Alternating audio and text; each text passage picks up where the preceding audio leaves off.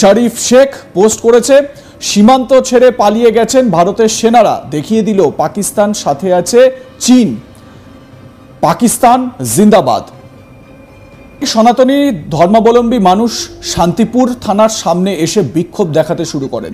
তাদের দাবি, অভিযুক্তকে গ্রেপ্তার না করলে এই বিক্ষোভ চলতে থাকবে, প্রয়োজনে ওই অভিযুক্তের বাড়িঘর ভাঙচুর করা হবে। ঠিক বলেছো। দেখুন কিভাবে সনাতনীরা তারা প্রতিবাদে রাস্তায় নেমেছেন। माता की जय, भारत माता की जय, भारत माता की প্রতিবাদীদের মধ্যে এক ব্যক্তি যার নাম চঞ্চল চক্রবর্তী, তিনি কি বলছেন? দুটোর মধ্যে অ্যারেস্ট করতে হবে, দুটোর মধ্যে অ্যারেস্ট না করলে বাড়িঘর তুলতে হবে আপনাকে। কি কারণে? কারণটা কি দাদা? কারণটা বিষয়টা হচ্ছে শান্তিপুরের গয়েশপুরের ভোলাডাঙ্গা গ্রামে, শান্তিপুরের গয়েশপুরের টেংরিডাঙ্গা গ্রামে একজন পাকিস্তানি জঙ্গি শরীফ শেখ, সে হচ্ছে ধরা পড়েছে। মানে মিডিয়াতে ধরা পড়েছে, সোশ্যাল মিডিয়ায় পাকিস্তান জিন্দাবাদ ইত্যাদি নানা ধরনের ভারতীয় সেনাবাহিনী সম্পর্কে কটূক্তি, চীন আর পাকিস্তানের হয়ে ফেসবুক পোস্ট, নানা ধরনের কাজকর্ম করছে।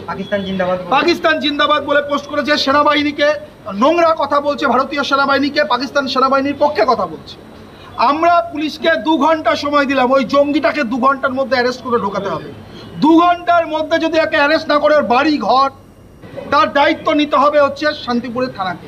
আমরা পরিষ্কার বলে দিলাম, আমরা কোনো ডিস্টার্ব করছি না।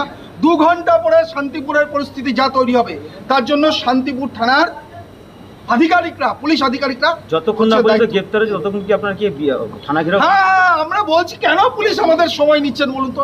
আমরা বলছি আমাদের পেছনে থাকবার দরকারই নেই।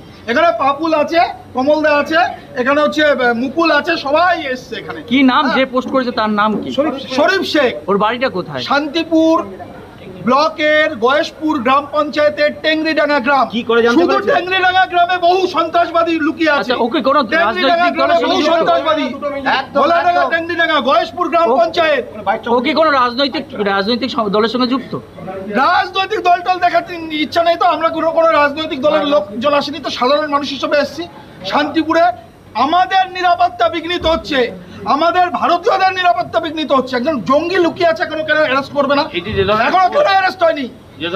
পেছনের চামড়া তুলে দেওয়া উচিত ওর মেরে। পোস্ট আপনারা লক্ষ্য করেছেন, সেটা পুলিশ প্রশাসন লক্ষ্য করেছিল কি আগে? তা পুলিশের লক্ষ্য থাকে না? আমরা একটা পোস্ট যদি করি হিন্দুত্বের জন্য, একটা মানুষ হিন্দু হয়ে যদি হিন্দুত্বের পোস্ট করে, এই যে হচ্ছে কি মাঝি, অরুণ মাঝিকে জেলে ঢুকিয়ে দিল এই হিন্দুত্বের পোস্ট করেছে বলে। ফলে হিন্দুর পোস্ট করলে সেটা চোখে পড়ে, আর পাকিস্তানি জঙ্গি লুকিয়ে আছে সেটা পুলিশের চোখে পড়ছে না। এটা হতে পারে না। কেন বসে বাইরে বসে আছি, অ্যারেস্ট হবে তাই দেখতে, ওকে পুলিশ কেমন ট্রিটমেন্ট করছে দেখতে চাই।